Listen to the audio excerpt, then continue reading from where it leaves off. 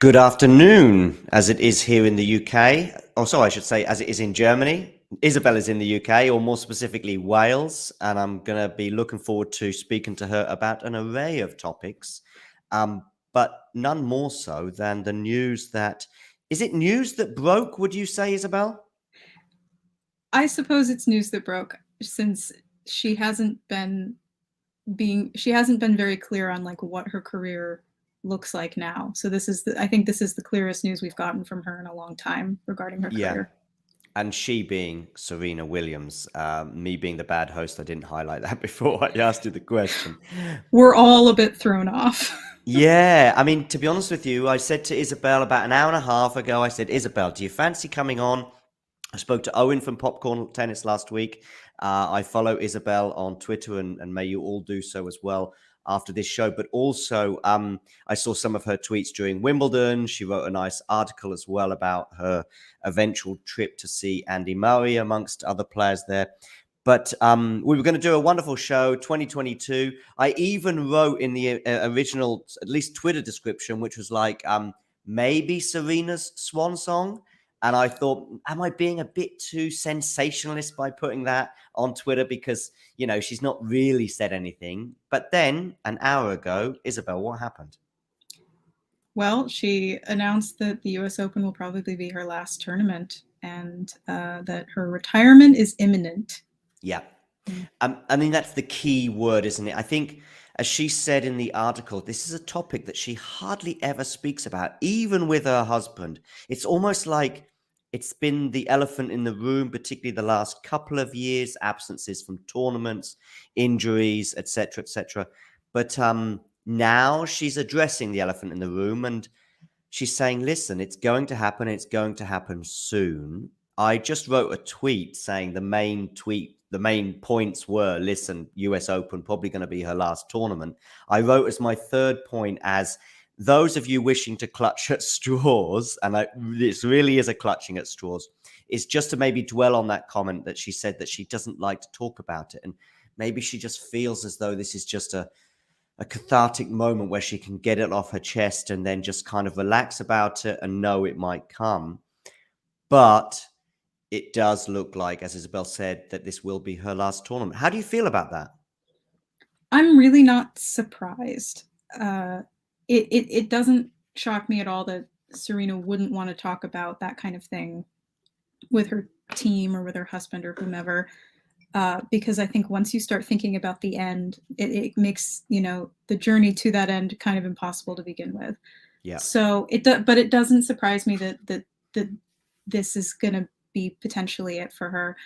I imagine she feels healthy enough to start competing in this last leg of the season, and it feels kind of fitting to make the US Open the end because it's the last Grand Slam of the year. She's an American player, like ended at the US Open like on a home, home, with the home crowd. Like it would feel right.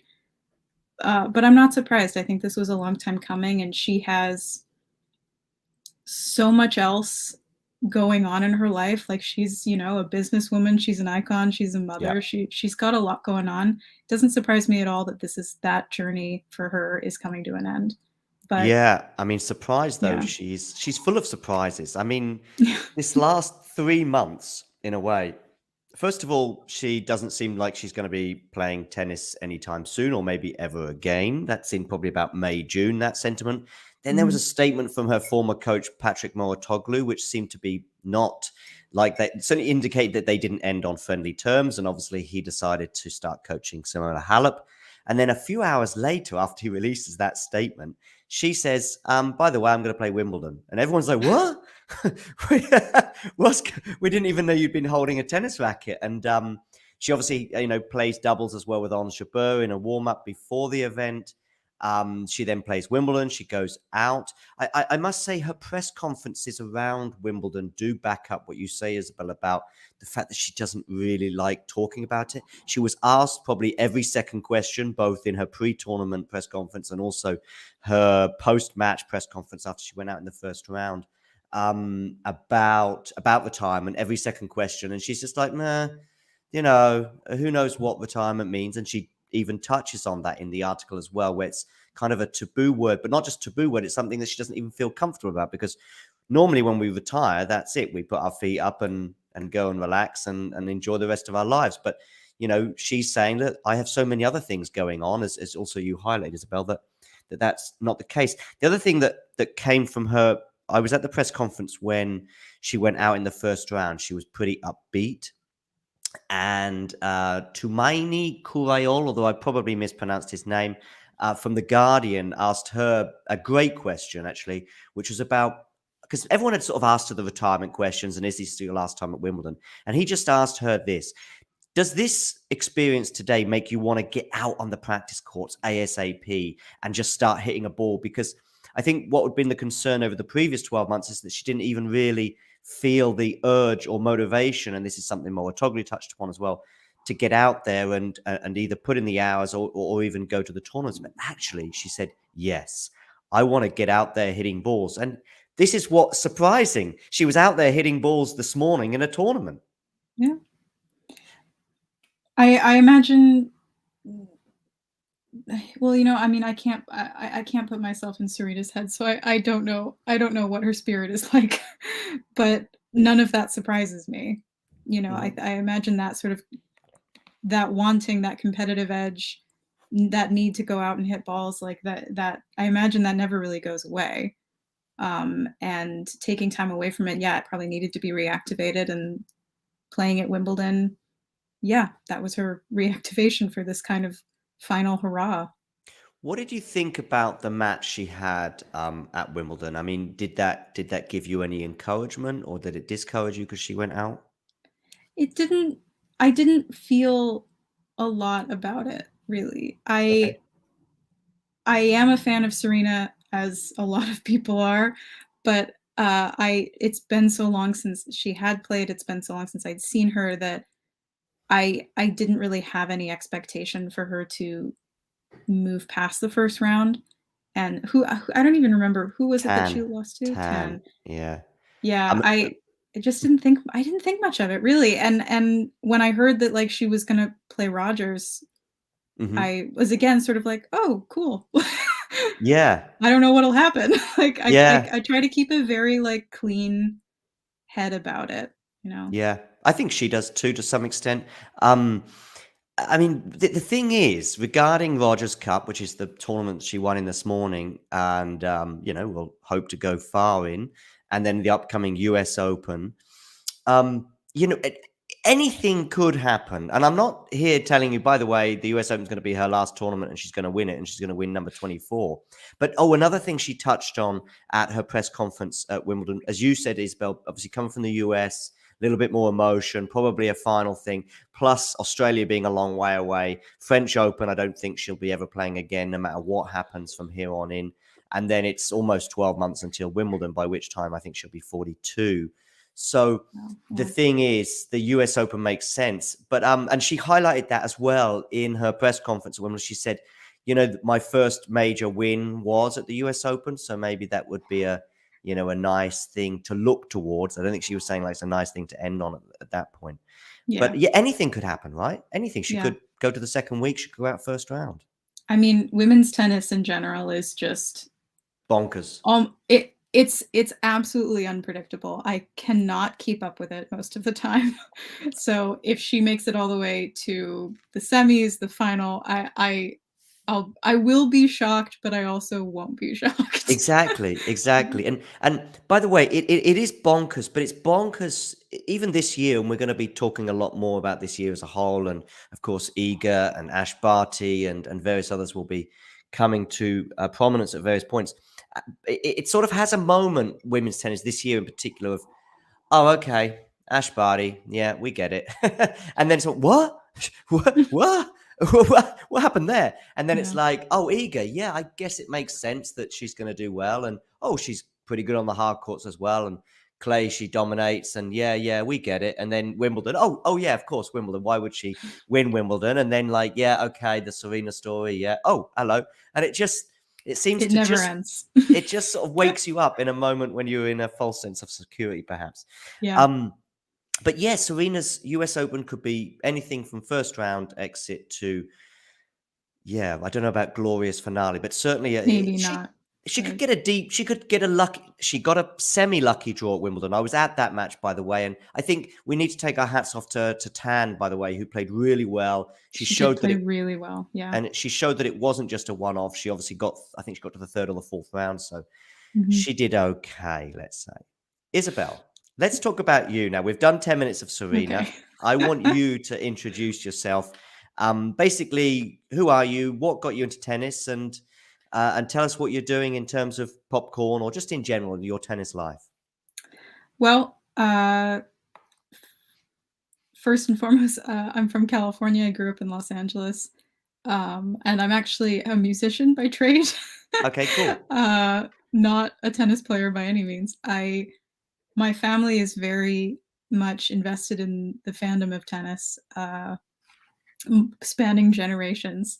Okay. And so I grew up kind of playing with my parents, and then I took tennis lessons, went to tennis camps, but eventually just was like, this is not the sport for me. I'm not good at this, and I don't have the commitment skills for it. I was also 4 feet tall and 60 pounds, so it just wasn't going to work out. Got it. But the love for watching it kind of never faded, and the older I got, the more invested in watching I became.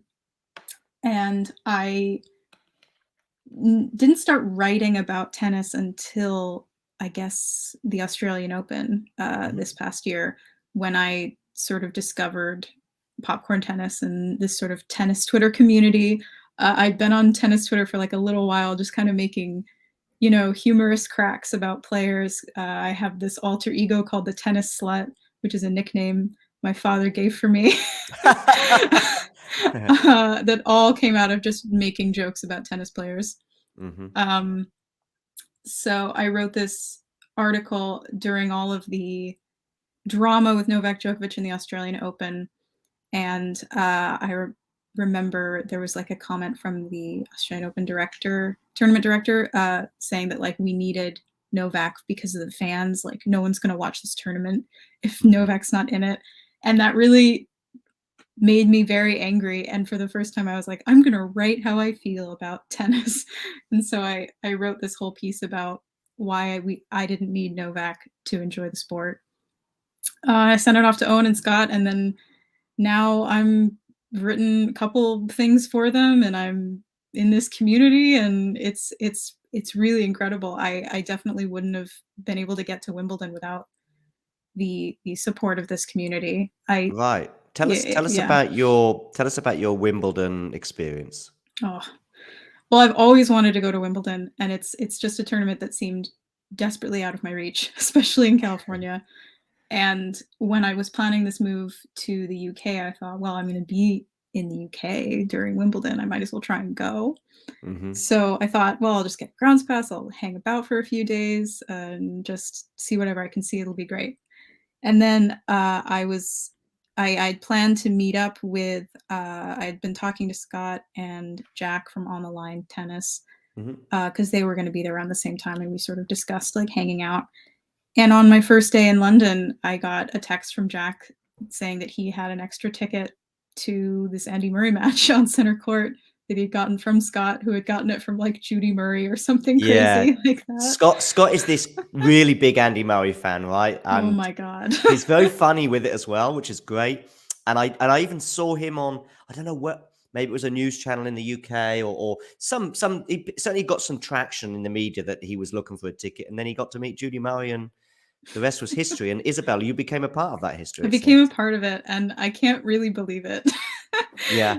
Yeah, it was the most exhausting and exhilarating day of my life. And yeah, wouldn't have happened without, popcorn tennis. Yeah. And listen, I mean, I first came across popcorn about a year or so ago. I followed them on Twitter, started reading the occasional article. There was one article that Owen penned in January, which I highlighted on last week's show with Owen when we reviewed the men's year so far. And definitely check that out. It's called The Fighter, and it's all about Rafa Nadal's travails at the Australian Open. At least they were travails until this year, as it turned out.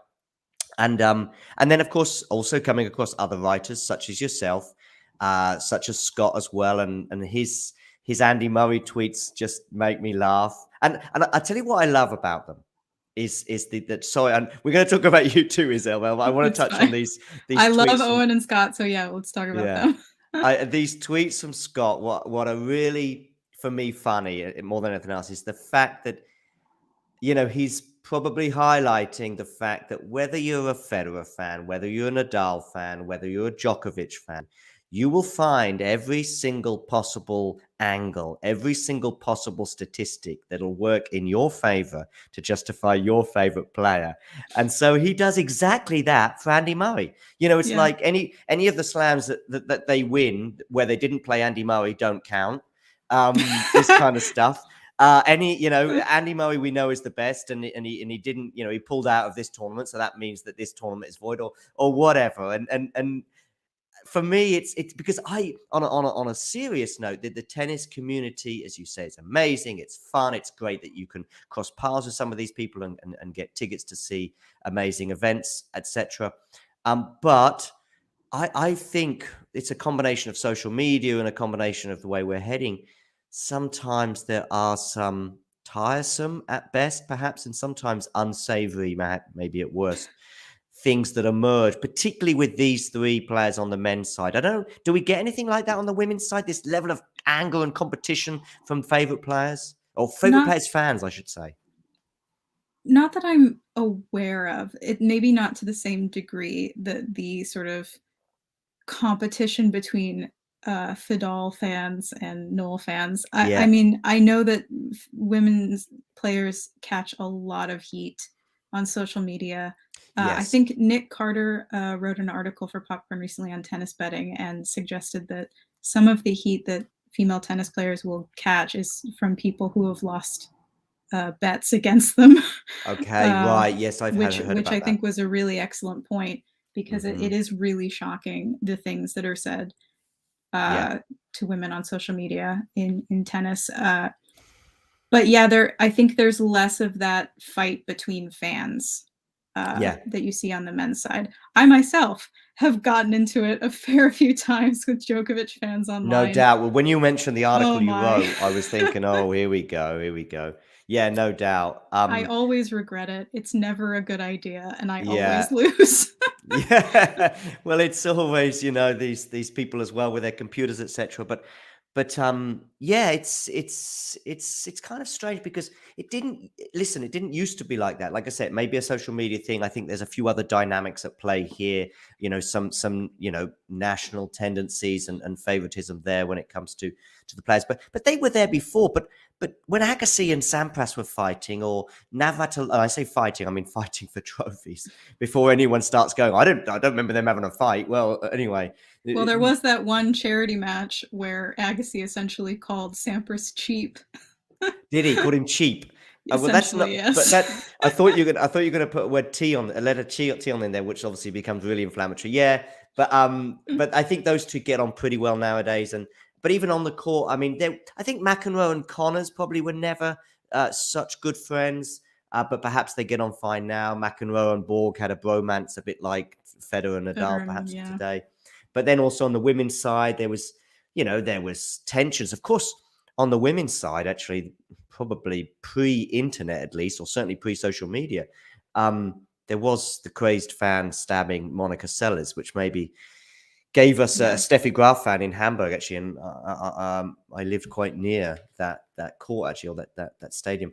But yeah, so I guess maybe that was a prelude to some of the things we've seen on social media since. But I mean, you highlight that. What do you think about? And we're going to talk about the season as a whole. But when you mention some of the way that women's players are treated in particular, I think about Emma Raducanu right now, and I did a brief the other day for about 15 minutes where I vented some of my frustrations with the way she is spoken about, she is analysed, particularly in the British media. I think that sexism in women's tennis is still rampant, and especially at the fault of journalists. More than anyone else. The things that are still being asked in press conferences to female players is absolutely appalling. And yeah, the way, just it's not going away. It hasn't really gotten better, and with all of in the age of social media, when we have the ability to have every thought expressed instantly, it's almost worse. There was a Um, there was a question to Iga Swiatek from an yes. Italian journalist. Can you remember what the question was exactly? I was just about to look He it was up. essentially asking her, "Why don't you wear makeup That's right. during Yeah, matches?" yeah, And I mean, she handled it so well. she She did. essentially didn't answer. I I was absolutely furious when I read Yeah. that, as a lot of people were rightfully, and it's it doesn't make any sense No. why one a journalist would be even allowed to ask that. And who cares? Yeah. Yeah, Who that was cares? I mean, I think if you listen to or become aware of that question and still don't see what's kind of weird about it, at least maybe even wrong as well, or I should say wrong as well, then I think you need to give, as we say in the UK, give your head a wobble because because it's just nuts. It's just weird as well, and doesn't make any sense. And I get on a separate level, I get that with tennis, particularly in the UK, actually, we do have this tabloid media and stuff, but even in general, I think we do like to talk a little bit more about some of the off the field or off the court things and the drama. I'll give you an example in football, which is another sport close to my heart. The way I've heard Italian journalists talk about, they go into a press conference and all they want to speak to the Italian players and especially the coach about is, why were you playing this left back? Why was this guy chosen? What's the tactical idea behind this, etc., etc. In the UK, we love to have some rivalries, so it could be Pep Guardiola and Jurgen Klopp, two of the most prominent. We want to, and we had in the past Wenger and Ferguson, and we want to know about some of the drama and the theatre and we saw it in the UK with this Wagatha Christie thing recently. I don't know if you're familiar with that, with Wayne Rooney's wife suing the wife of another player. And we love this drama in the UK created by Mhm. the media, often more than on the court. And when you attend a tennis press conference, you do get that quite a lot. And I do think there's another dynamic at play as well, which is that 50% of that room don't cover the sport, particularly at the majors and Yes. probably, so they're just there. And that this tabloid journalist has got his editor saying, listen, we need something on Emma Raducanu. And it's like, yeah, but I'm speaking to Maria Sakkari and she's just lost. And it's Yeah. like, no, but we need Emma. Okay. So there's that at play. But some of the questioning, as you say, is extremely distasteful. I have heard that same sentiment from people over at Racket Magazine and at No Challenges Remaining. Ben and Courtney and Hmm. Caitlin and Renee, they Hmm. have said many times that half the journalists in the press conferences are not people who cover tennis or follow tennis or know anything about the Yeah. sport. Yeah. And it's just not okay. No. And they shut out real journalists, real fans, from asking any like actually important questions. Um, and I think that's, I mean, not being in it myself, I'm not really sure who to put the blame on for that, but I would think that it would be up to, I guess, the ITF to give out proper media accreditations to people who really know the sport. Um, touching on the media in the UK, yeah, I do get that sense that the tabloids here just love the drama Yeah. in all sense. I don't know that it's exactly the same in the States, partly because tennis is not as popular as it is here, Okay. which doesn't really make any sense to me because there are so many American women in tennis that deserve more attention than they are getting. And just in general, with sports in America, women's sports in America, they just don't get any attention at all. And so there is a lot less focus on this sort of like inner turmoil thing.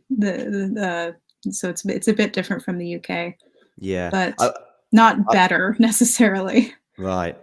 Going off at a slight tangent, but still very much focused on women's tennis, at least. I was fortunate enough this morning to dip into Pam Shriver's spaces on Twitter that she was doing, and she's really been getting into it in the last few months. She did a kind of a watch along for Venus's match this morning in Canada. I think it was in Canada, and she gave me 30 seconds. I managed to get a quick question in and speak to her as well it was about Serena we were speaking about. But she's somebody who's really, don't know if you've seen her on the tennis or heard her on the tennis podcast and talking about some of the things that she went through in the late 70s and early 80s regarding the male-female dynamic between coach and player. Who knows to what extent that is still enduring. What's great, obviously, is that Shriver has, felt good enough to come out and express this story. And we've obviously seen with the sexuality of players coming to light recently as well. And I look forward to, if that's the right term, the day that there's a male player that can, just come out and say this, if you like, in terms of if they are homosexual or bisexual or whatever. I still think we might be away from that. And I do think that perhaps the media maybe even contribute to that. Certainly in football, I think they do. Potentially. I'm not sure why. It seems to be one of the few sports where there aren't any out male players. Well, it's just because we see so many females over the last sort of 2-3 decades, I guess, have expressed their sexuality and with a bit more comfort than the men's. But there was this report as well recently, I think, conducted by the ATP, I believe, regarding men's tennis, men's thoughts, locker room banter, blah blah blah. Certain, there was some good news coming out from the questionnaire. I'm always a bit wary with questionnaires anyway, especially as they're written on a piece of paper. If somebody says, are you prejudiced? I think most people are going to tick the box which says no, wherever your thoughts are. But there were some good things, that there was lots of positivity towards people coming out and expressing their sexuality.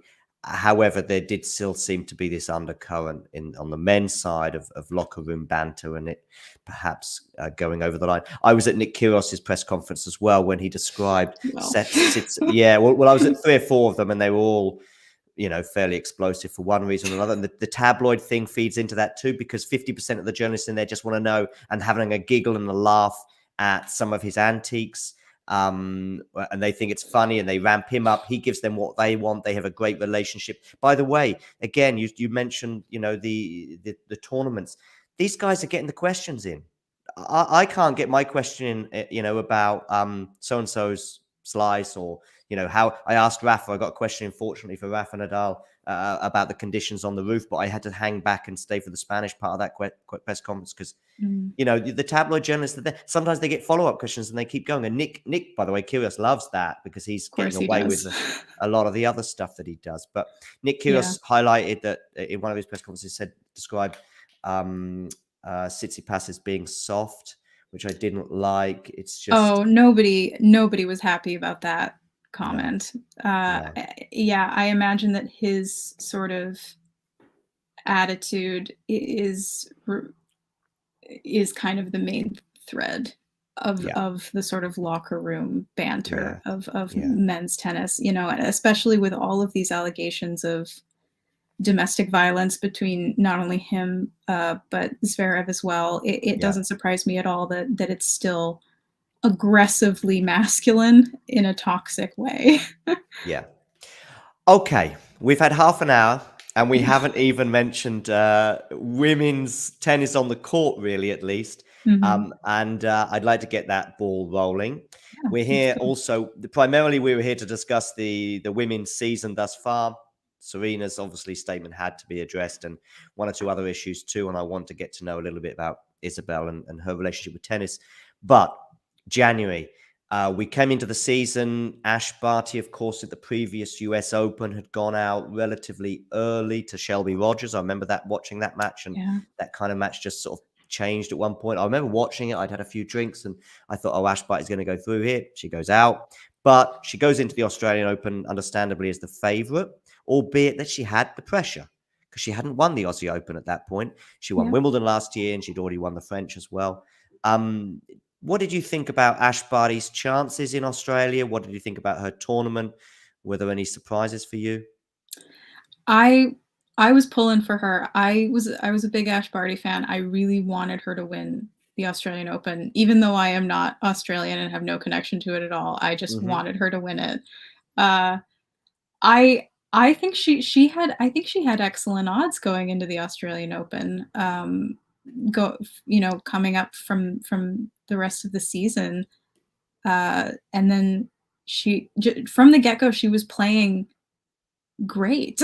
She really didn't have a lot of issues You're throughout that right. tournament. So I was the always odds worried were that in her favor, really. I was always worried that the pressure might get to her, though. I mean, I'd seen her in Australia in particular before, even at the US Open to some extent, the first 2 or 3 rounds last year, but Australia especially, where she's playing great, she's not dropping a set, and then just suddenly, oh, Ash Barty's out, quarterfinal, semi-final, whatever. And I wasn't sure if that was Yeah. going to occur again.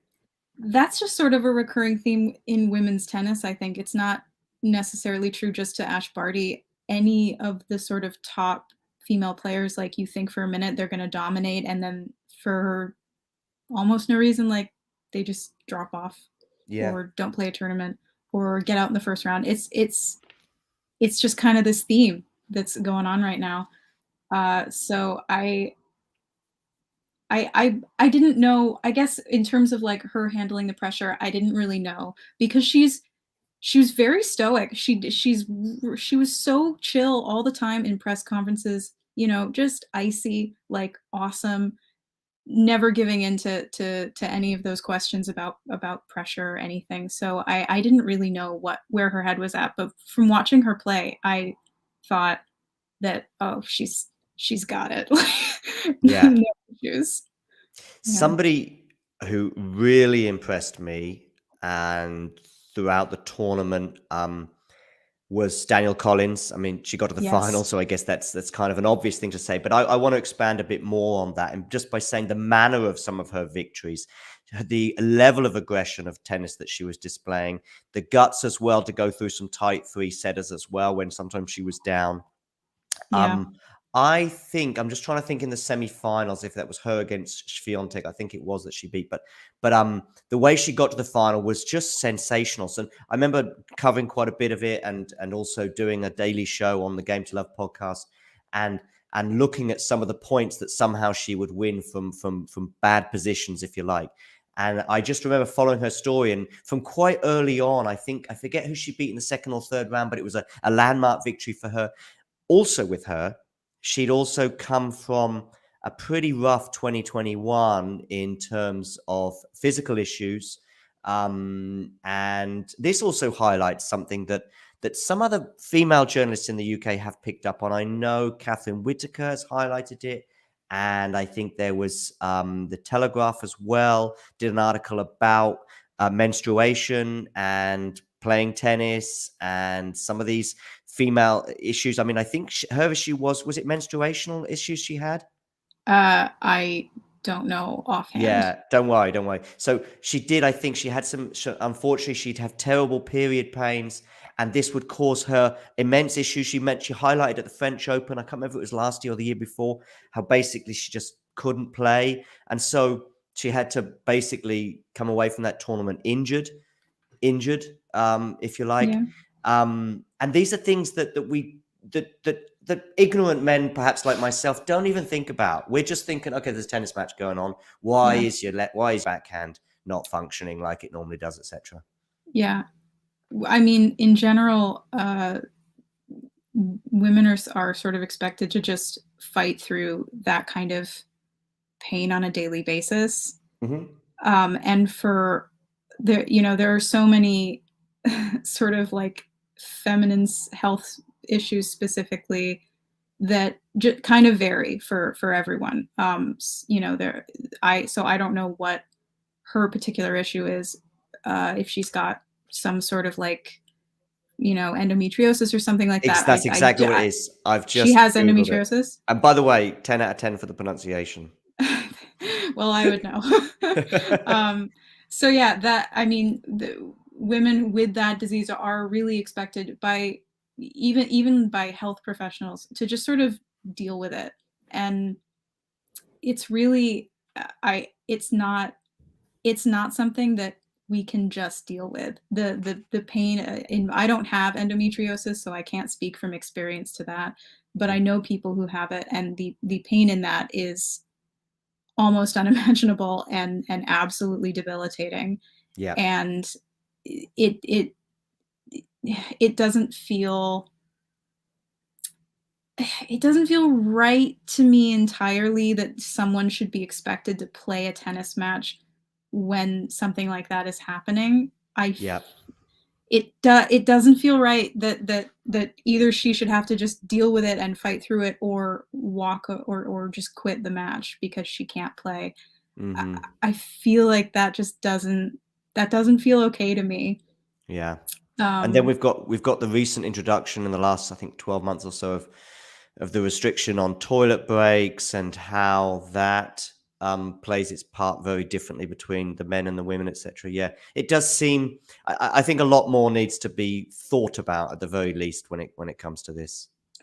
well, I think with things, not just with bathroom breaks during match, but in general, women just don't get any sort of slack on court, or any kind of like break in general. The men can kind of do whatever they want on court. They can attack the umpire, they can take a 10-minute Mm, bathroom break, they can change their clothes on court. yeah, They get pretty much a free reign, whereas the women don't. yeah, And the disparity there is really not cool. And definitely something that needs to be talked about more, and actively addressed by tournaments, because it, yeah, it's really frustrating to see. I remember watching. I don't remember exactly what tournament this was, but I remember watching a tennis player fix her outfit on court. Like, her shirt was on backwards, so she really quickly like turned it around, and she got a hmm, violation yeah, because she wasn't allowed to take her shirt off on court, yeah, which doesn't make any sense to me at all. yeah, Since the men do it all, I've seen every male player shirtless yeah, multiple yeah, times. yeah. And the point is uh, that they should both be allowed to do pretty much whatever yeah, they want in terms of adjusting their clothes to make them feel more yeah. comfortable. So in terms of like bathroom breaks, I think I don't see as many women doing that on court as the men. And I don't know what the men are doing when they go take a break. Like, I imagine Well, with no Djokovic says he had a pep talk. Murray has spoken about the same, uh and whenever Novak goes to the bathroom, I know the match is over. yeah, Honestly. yeah, he does Um come back like a man possessed. oh, it's ridiculous. Don't never let that man use the bathroom. So, but I don't see the women utilizing that as much, and That's a I good don't point. exactly know why. I wonder, it's because their matches are generally shorter, which is a whole Could other be, issue. could be. um, Yeah, yeah, it is. Yeah, or maybe they're just sort of expected to not take breaks because some that social would pressures, social something like norms, that. something like that. Yeah, I mean, I would have to do more research and really talk to some female players about it, but there is definitely a disparity there. yeah. So I just checked. Daniel Collins did beat Swiatek in straight sets, but it was the win over Mertens that really stuck in my Yes. head. That she won in Oh, 3 sets, absolutely. and it was a turning point for the tournament midway through for her. And I watched her a bit more closely in the upcoming matches. And I actually thought going into the final that she would at least take a set off Barty, and when things got tight, it may even be Collins that would prevail. But as it turned out, it was Collins who got quite tight. I think she was a double breakup in the second set, but somehow still managed to lose that second set. And so Ash Barty becomes the first, I think, Australian woman to win the Aussie Open in about 40 years.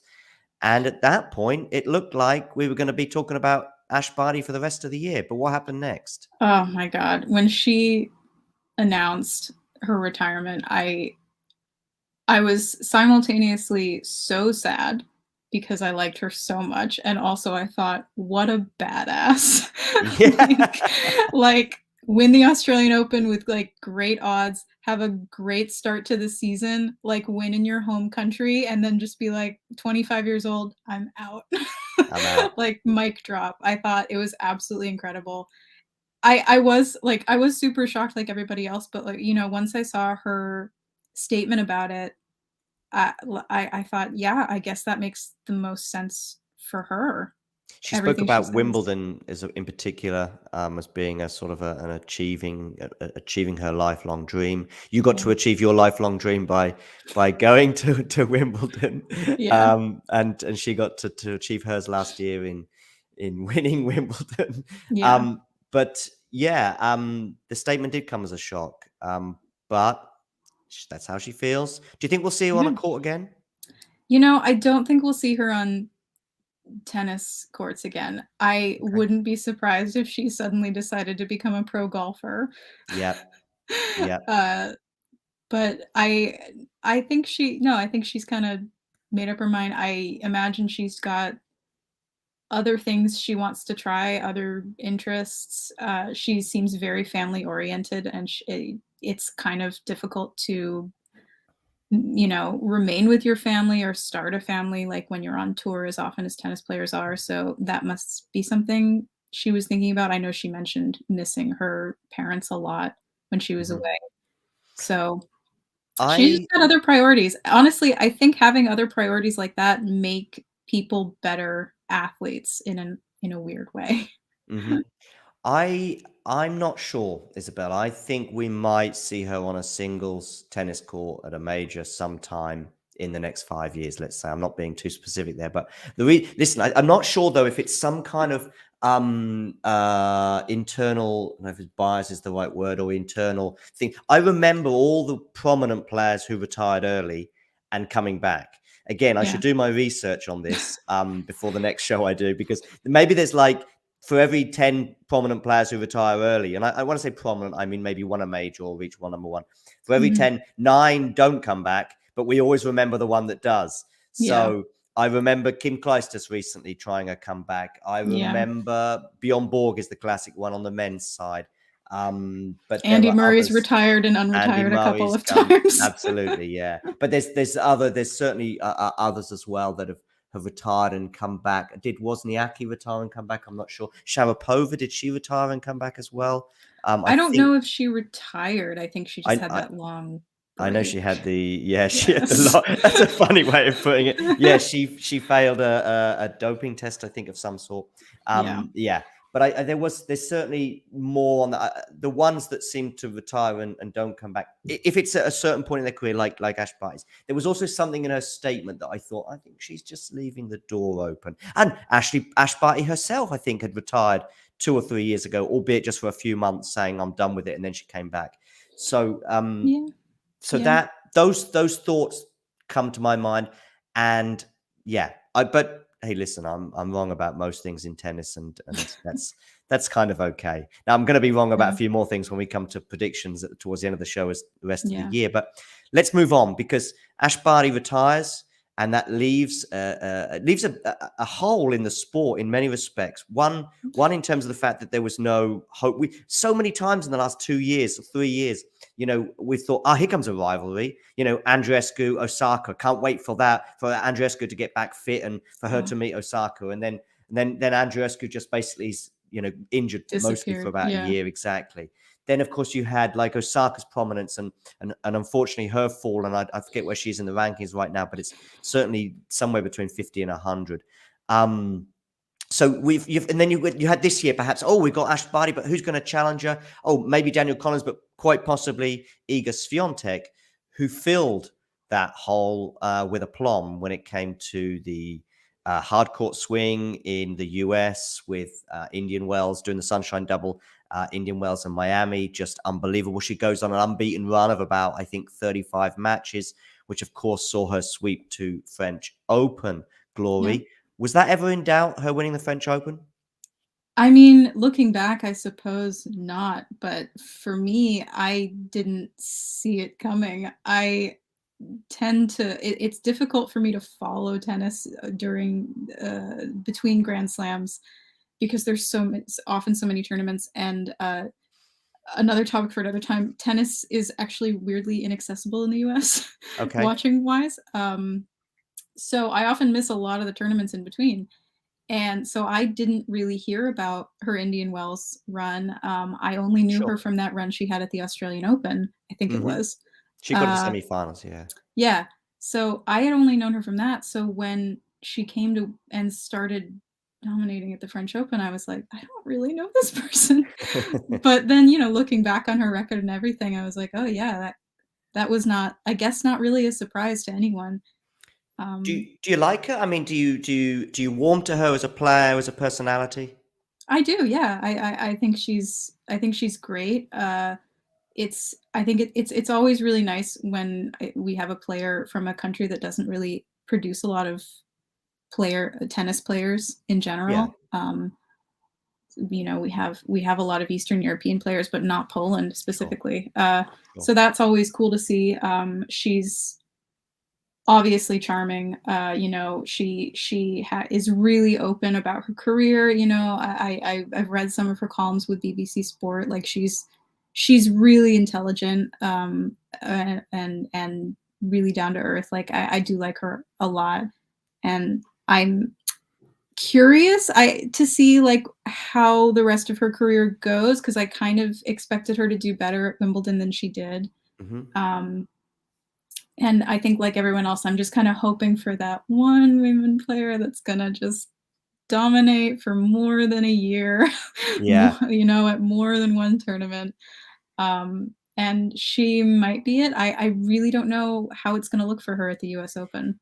Did you hear what Amelie Mauresmo had to say during the French Open? She was the French Open director, Hmm. and she came under fire for scheduling, and in particular, Yeah, I think it was like 9 out of the 10 night matches were men's matches.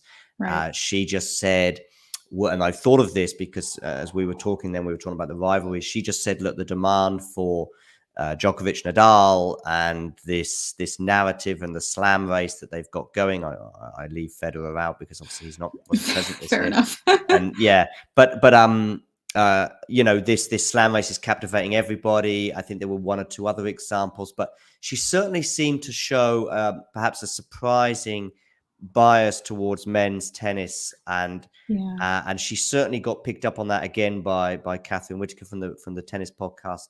And she did backtrack. She did sort of go, okay, yeah, I think maybe my comments were misinterpreted or perhaps naive. I had some sympathy with her in the role. I think some of the things that she was getting picked up on, and it was her first year and mistakes were made. But I think there were others that were just blindingly obvious, whether it be the scheduling of certain matches, but even scheduling them starting to 9 p.m. and public transport in Paris finishes at 11:30, and you're putting a men's 5-setter to start, and how are people going to get home? I mean, that's really basic stuff. But did you have Yeah. any thoughts, or are you aware of exactly what she said regarding the Yeah, I women? do remember when that came out. It was very disappointing, especially from someone like her, to almost just be very dismissive of the popularity of women's tennis, because as Hmm. far as I'm aware, women's tennis is equally as watched in a lot of places as it is men's. Often the finals are equally as sold out, gain the same amount of views on television. You can't make the argument that men's tennis is more popular, that more people want to see it. You could argue that women's tennis is more interesting because we've been hearing about this ridiculous slam race for the last decade. So uh, Guilty. I I'm tired, really.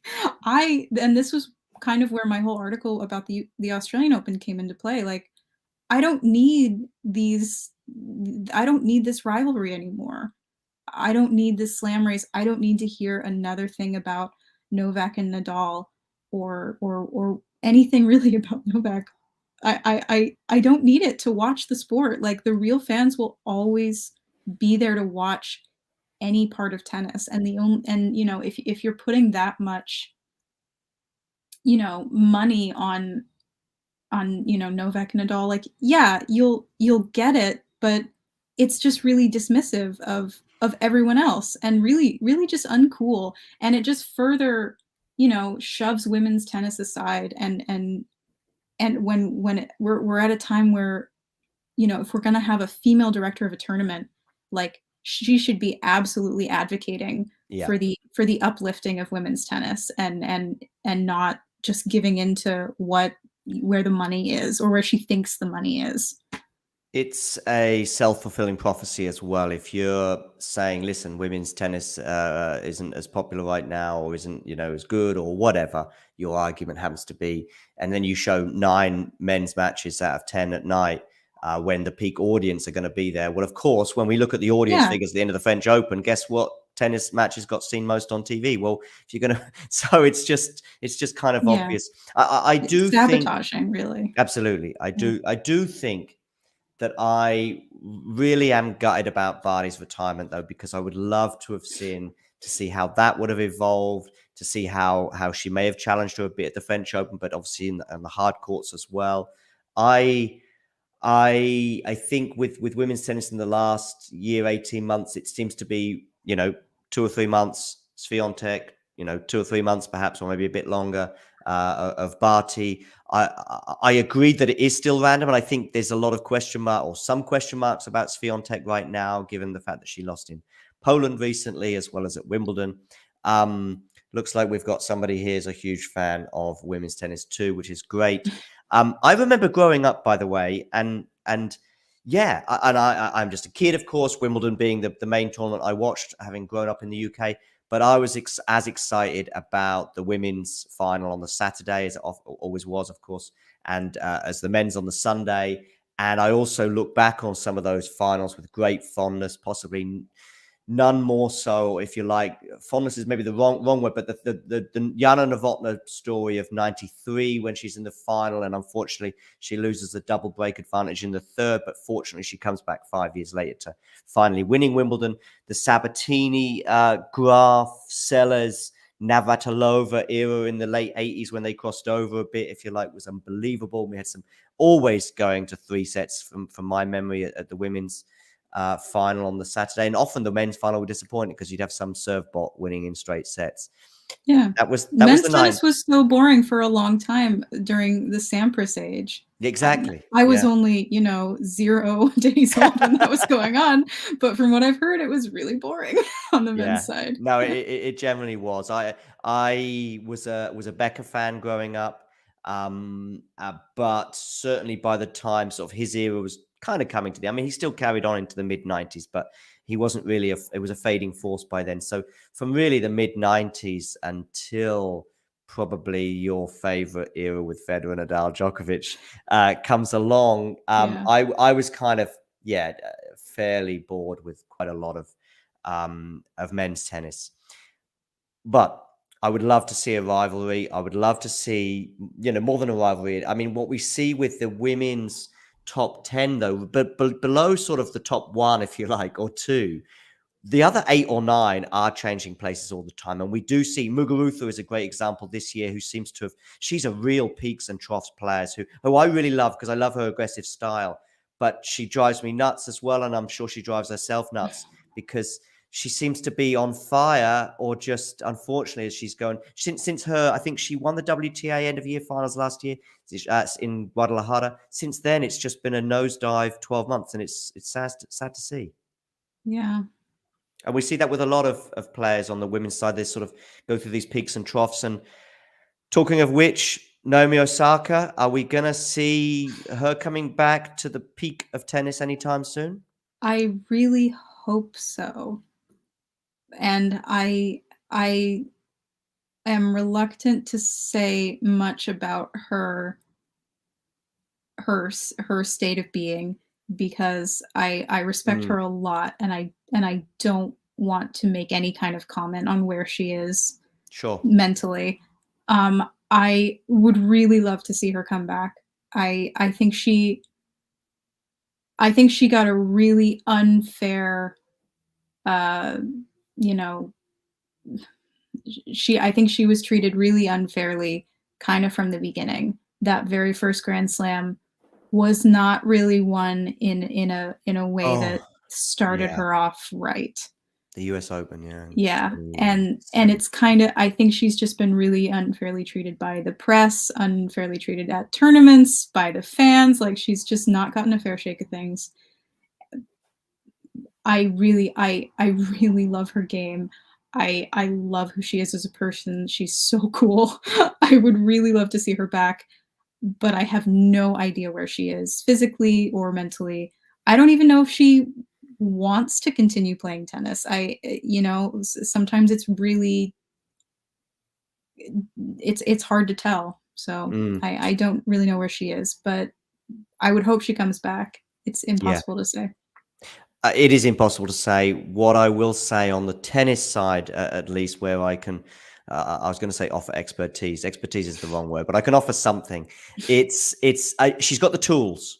The Yes. tools are there, and that's the period of not performing at her peak as well. It isn't, we're not talking about years. It was 2 years, just coming up to 2 years ago when she won the US Open in sensational style when we had no crowds there. I think she won the following Australian Open as well, 2021 January. So Yep. it's 18 months and maybe Clay as well, and the French Open is going to be one of those tournaments where she doesn't really ever perform well. But we obviously want to see her do well, and particularly on the hard courts where, as I say, she's got the tools to do so. Yeah. A run would be great from a fan's perspective, but as you say, Isabel, maybe she doesn't want to or feel the need to, and that is entirely up to her, of course.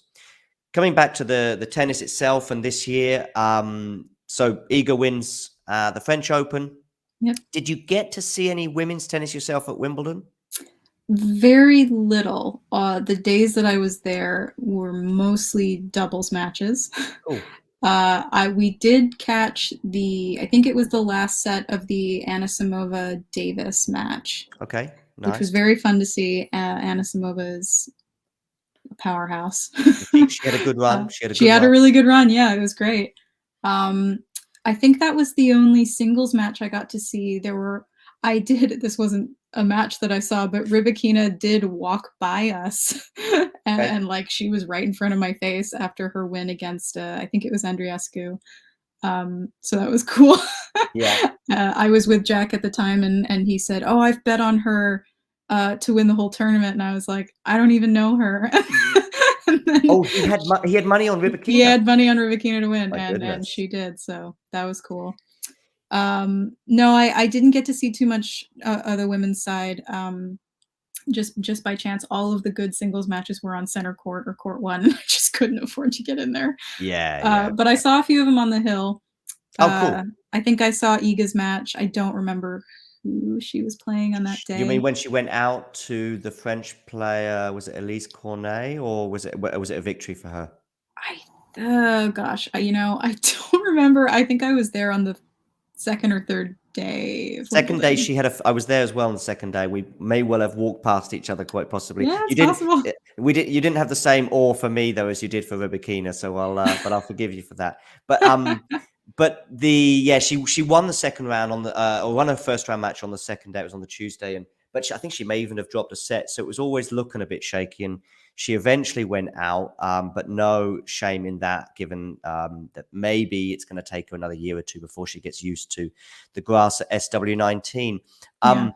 But the women's tournament was fun. Yeah, it was interesting. We Yeah. had the semi-finals. I thought were particularly interesting. We had the run from the two German players, but particularly Tatiana Maria, I thought was amazing. The Yes. semi-final Oh my she god. had with Onja, I know That was such a good match. it was such a great match, and so Onja wins, and they've got a friendship off the court. In 3 sets, she wins. It was a really tight match, probably until sort of midway through that third set. But the emotional moment at the end of that match. Do you remember what happens at the end of that match? She pulled her out, right? Yeah. Like with her on the court. Yeah, that was heartwarming. That was Oh so God, it was sweet. a. I mean, I'll be honest with you. Coming into the tournament, or even probably coming into the second week, I'd never heard of Tatiana Maria. Before I knew I it, hadn't either. I was having to ask her a question at a press conference, which also highlights some of the things we mentioned earlier. And I think I just asked. I said, German tennis is doing quite well right now, because both her and a compatriot of hers who win the quarterfinals, they end up playing, and Tatiana Maria wins that. She puts as her Twitter handle that she's a tennis player and a mum, and I think she's got 2 children, and she's 35. And what was I think for me, given her age, I was thinking, this is a surprise run, and you're thinking, if Gail Monfils, for example, ever gets to a semi-final or a final, you're thinking this is the last chance saloon, really. And Yeah. I was thinking, I love Ons Jabeur for so many reasons, and we haven't touched on her, which is a bit unfair because she's had a very good 2022, especially on the grass. But I was kind of pulling for Maria that day because I thought this is her chance. And what happens at the end, she loses, in the third set. She's obviously quite emotional. Ons Jabeur takes the acclaim and the applause, but she then gets hold of Tatiana, and Tatiana's almost in tears as she's kind of waving to the crowd. And I felt very similarly. Yeah. It was lovely. It was lovely. It was heartwarming and pulled at the strings, definitely. We then go into the final, and I think in maybe my only, certainly on the women's side, prediction of the year. Here's the prediction of the year that I got correct, Claxon, because I had my moment. I thought that Rybakina would win in 3 sets against Jabeur, and that is exactly what happened. Did you watch that match? Of course, I did. I thought that Jabeur would take it. I thought it would also be 3 sets, but I thought Jabeur would edge out over Rybakina. And I was wrong. Yeah. I mean, I think when it comes down to some of the raw talent of the tennis players, you would put Jabeur on a slightly higher level, certainly right now, and what they've demonstrated so far. We also have probably seen the form this year building with Ons Jabeur, and it did seem to be building towards a crescendo. I just wondered, though, about maybe some mental frailties that I hadn't seen in Rybakina in the past, but I had seen from Ons Jabeur. I mean, to be honest with you, she blew most of them away, and she dismissed most of my argument, if you like, in getting to that final, having gone out in the first round of the French. But I still wondered how she might get. I actually thought that she might lose the first set and have to come back, Jabeur, but I did predict 3 sets, and I just thought Rybakina, if she can just keep her serve and keep that together, that's really the key part of her game. And if she keeps that together, I think in the crucial moments, she might well do it. And I do think Jabeur may have some regrets with the way that third set panned out. I would agree with you. From when I was watching, I felt that Rybakina really raised her level that in a way I hadn't seen in previous matches, just in terms of just kind of matching power against Jabeur, because she's because Jabeur is just such a hard hitter, and I didn't think that Rybakina would be able to go up against that, and she really raised her level, which was so impressive. But I agree, like there were some moments of frailty mentally from both sides, really, during that match, that made it a little like frustrating or kind of on edge to see. But that made it that is part of, I think, what made it such a great match. I mean, one of the greatest men's matches I've ever seen was the 2003 Wimbledon final between Pat Rafter and the eventual winner Goran Ivanisevic, and that was just fraught with nerves. The quality of tennis was maybe one of the worst Wimbledon finals ever, particularly in the fifth set, as players' legs are shaking and they can barely get the ball over the net just because that's. But this is when tennis players become human, and we sort of go, we're that feeling it too. It's almost weird when they just sort of don't feel these feelings, if you like. And Rybakina obviously goes on to win. There's a mini controversy regarding her changing of nationality, albeit that happened quite a few years ago. That was so just people feeling bitter about it. It had absolutely nothing to do with her win at all. People were just angry that she had won. Yeah, I think you're probably right. To stick the knife in or something. Yeah. She was great in her press conference. I wasn't at that one. I was a bit of a kid in a sweet shop, or a press conference something. I don't know what the word is, but basically I was going to all the press conferences I possibly could, trying to be not like a fanboy, trying to not be too nervous as I was asking questions. During Serena's press conference when she went out, I had my hand in the air, then I put it down. I had my hand in the air, I put it down, just because I was like, somebody either took a question similar to mine, or I just didn't quite have the confidence to. And eventually, I didn't get a question in. But I wasn't at Raducanu's press conference, but I thought her press conference after winning was great.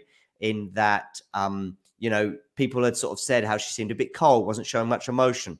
She showed some emotion in the press conference, but she was really, really quick and funny when she said, you wanted to see some emotion, and here you go. And again, Isabel, you're probably thinking as well that quite possibly there's some male, what's the word? Yeah, chauvinism, perhaps even some of that line of questioning. Absolutely. I mean, if and this isn't just for female athletes, but for women in general, like if we show too much emotion, then it's a bad thing. And if we don't show any emotion, it's a bad thing. And if we're somewhere in between, people are going to be like, well, how come you're not on either end of the spectrum?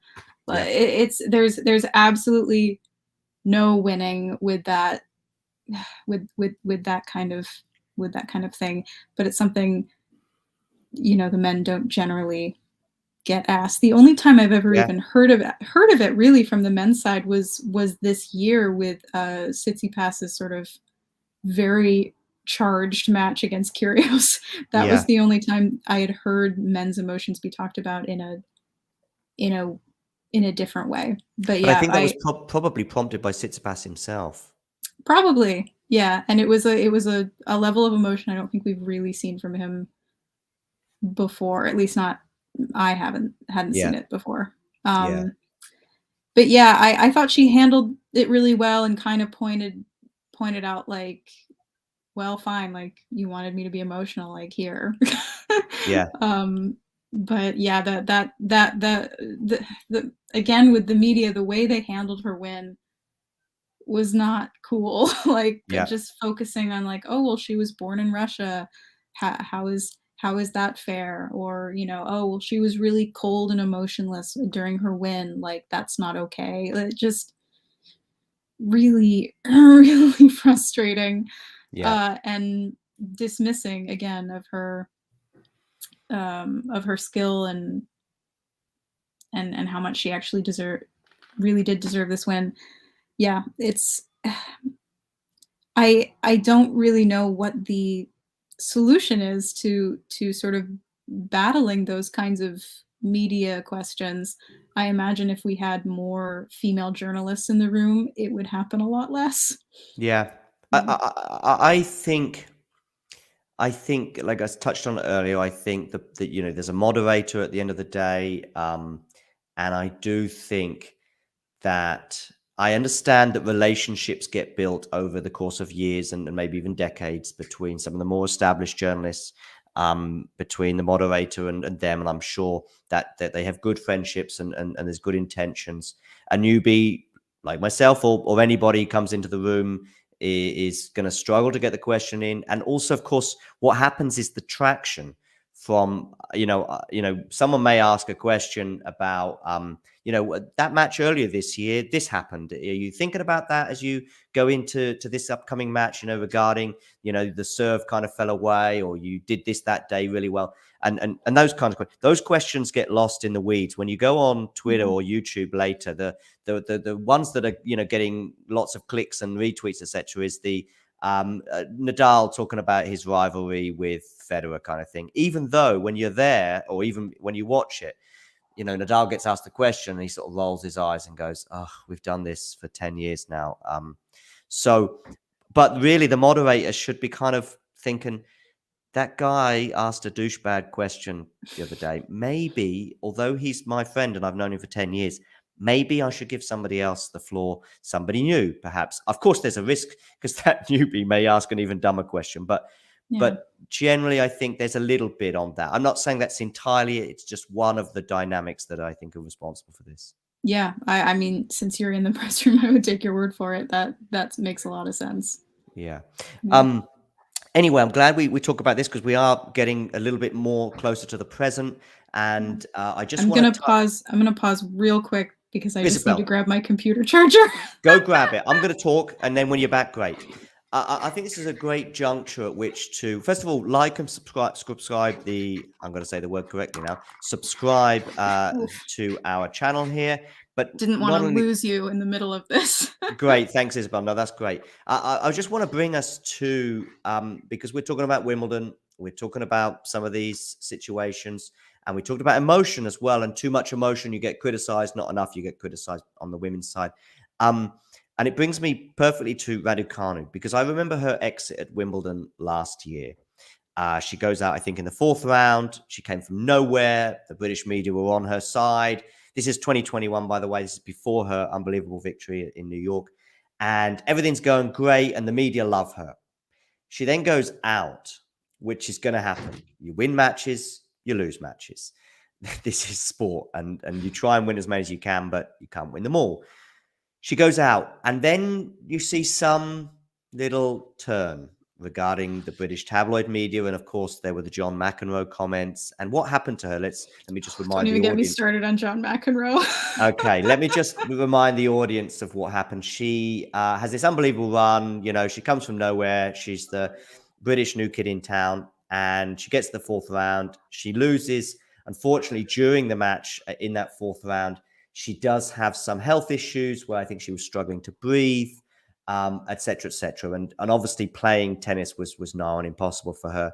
And she goes out, and that's fine. These things happen. I remember a tweet from a footballer, Marcus Rashford, where he highlighted he had exactly the same thing happen to him, maybe on his debut at a particular level of football. Many people were fairly understanding, and I think real tennis fans, at least I hope, were fairly understanding of the situation. Like I say, you win matches, you lose some. Sometimes pressure gets to you, sometimes it doesn't. Sometimes you pull out injured, sometimes you don't.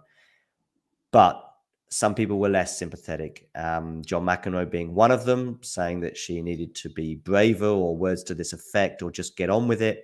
And the British media at times took a similar path with her over the following 12 months, by the way. Yeah. Isabel, any thoughts? I mean, my Twitter account is a John McEnroe hate account at the end of the day. I cannot stand a single thing he has to say about women's tennis. Or tennis in general. So, but especially women's tennis, and he should just absolutely refrain from speaking about it entirely.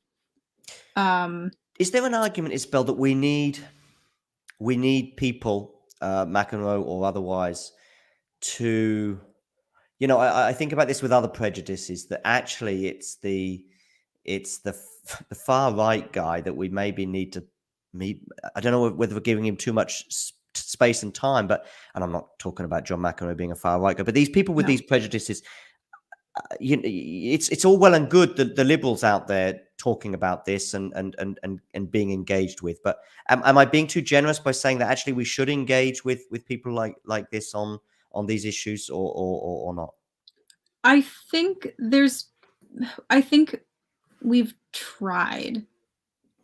It's especially with people like John McEnroe. I know people have tried to bring up to him, you know, like, hey, you shouldn't really say that about Serena or Emma. Like there are a lot of things that you don't really understand in this situation that you can't really comment on in that really flippant way.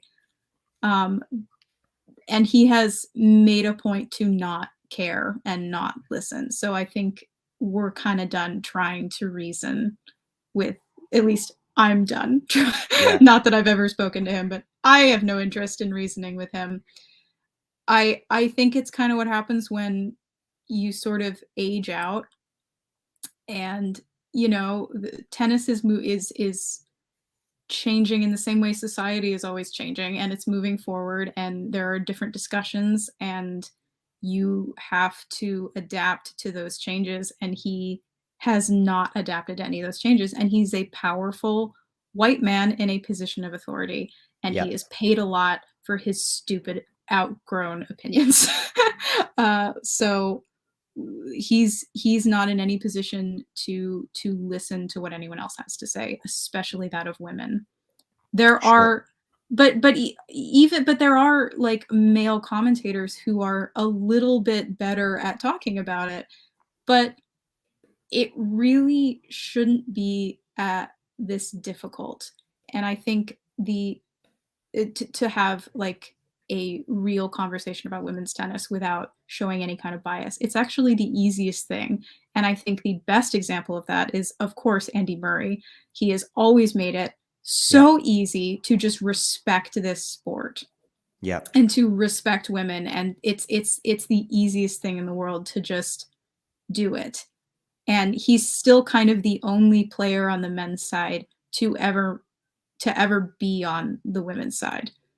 And yeah. Yeah, I mean, there was one of the Emma Raducanu journalism pieces I highlighted the other day, which was just really was insanely bad. It was a really bullying piece from, and it was the Daily Mail Australia, so it was the Australian version of the British tabloid. But it was just a bullying piece from start to finish that was just based on nothing other than it seemed to be written by an angry journalist.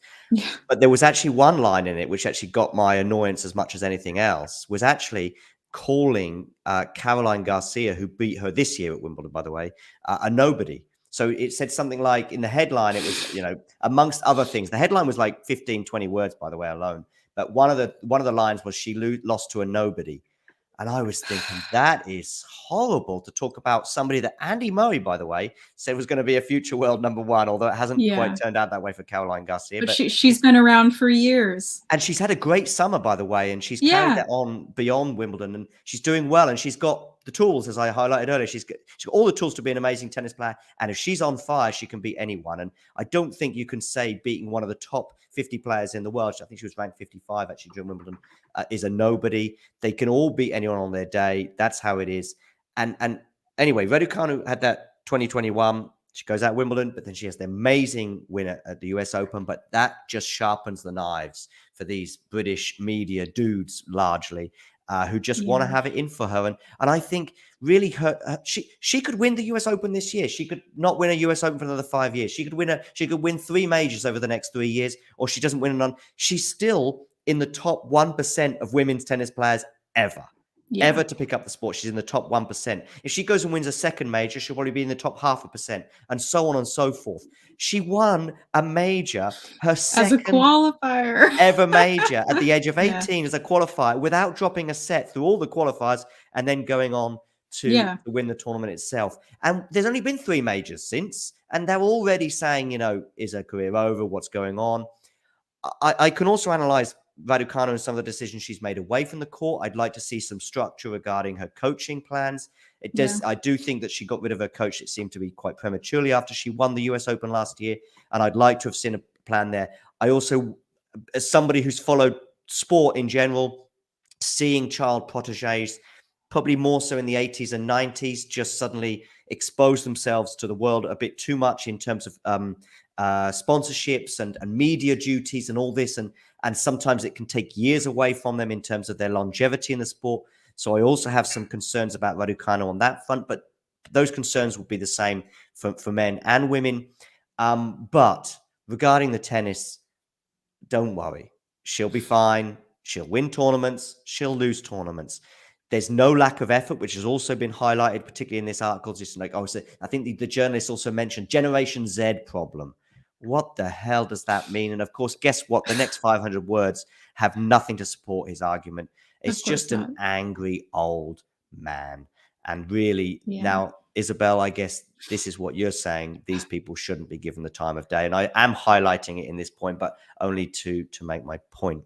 I'm looking forward to what we've got to come. I'm hoping that Raducanu can have a good hard court season and US Open in particular. Any thoughts as we come towards the end of the show regarding Canada right now? You touched on, to me at least off air, that you have some affiliation towards Canada. I do. So my father is Canadian, and I'm a dual citizen of Canada, and currently living in the UK under my Canadian citizenship. So I do have some love for that country. Maybe a bit more so than the States right now. I've never been to the Rogers Cup. I've always wanted to go, but I've never been in Canada at the time that it's going on. My family has been, though, a few times. Cool. And I'm very jealous of them. Heading into that, looking at the bracket today, I still have no clue. I think I picked Iga to win, but I did that very tentatively. Yeah. Yeah, I feel regarding the US Open and most of these hard court tournaments that Iga goes into them as favorite, but it's almost like I don't know. I could make an Yeah. argument for anywhere between 20 and 30 players that they could either get to the final or potentially win it. Okay. You could make an argument, even, whether it be Osaka, who we highlight her travails over the last 18 months. She's got the game to do it. If she plays her best tennis, probably she wins the US Open. And I think you could say that the same for a dozen or, as I say, 20 odd players. But because of that uncertainty, probably the most surefire backing certainty is Iga. Yeah. And so right now I'm saying that she'll she's my favorite to win the US Open, but she could also go out second round and it wouldn't be a shock. Yeah. I'm going to wait to see what happens in the lead up to the US Open, probably what'll happen in Cincinnati, I think. Yeah. That will give me a better indication of where everyone's at. But for now, I have no idea what will happen at the US Open, Yeah. especially since Leylah Fernandez is also playing again after her injury. And I'm she had excited that by great that. run. And I love her game. Me too. So I would be really excited to see her do well. If she does well at Rogers, I'll be a little bit more confident. But she is coming off that fracture, so I don't really know. But she did win yesterday, so She we'll did, see. yeah. There was an instant moment on the court with her with an animal, I think. I think the umpire at least said there was a mouse or something, and cause she was about to serve and she started giggling. And I think when you're watching on TV, you weren't quite sure what was going on. But I heard what sounded like an owl. So I don't know if the umpire made a mistake with her English, which is quite easily done at that point.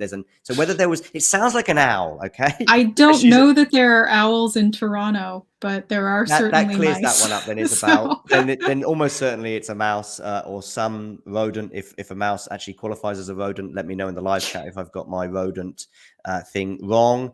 But anyway, just quickly on Fernandez, I will probably be pulling for her because of that unbelievable run.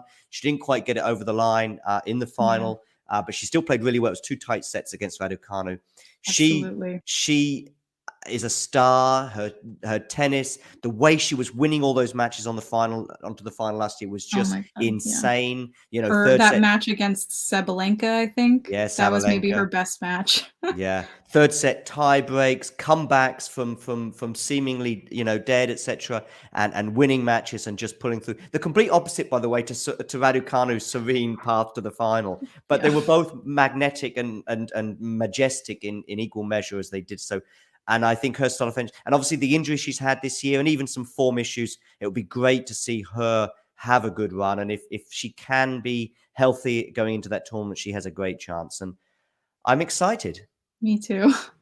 Isabel, it was great having you on. We spoke about a million different things. We obviously had the Serena thing, but then we went down various alleyways and spoke about that in depth. We then went back to the tennis and away from the tennis, but it was great having you on. Thanks Isabel, for having me. Where can we have you? Where can we find you on Twitter at least? You can find me on Twitter under the Tennis Slut. Nice. Always there to talk about feminism. Good. And who gave you that name, unfortunately, by the way? My father. Nice one, Mr. Isabel. I don't know if that's the right terminology, but yes. And you've got a tennis family in terms of support, at least, and loving the game. And I certainly on my mother's side anyway. That's how I got into the sport, just watching it every day coming home from school during Wimbledon. Any final thoughts?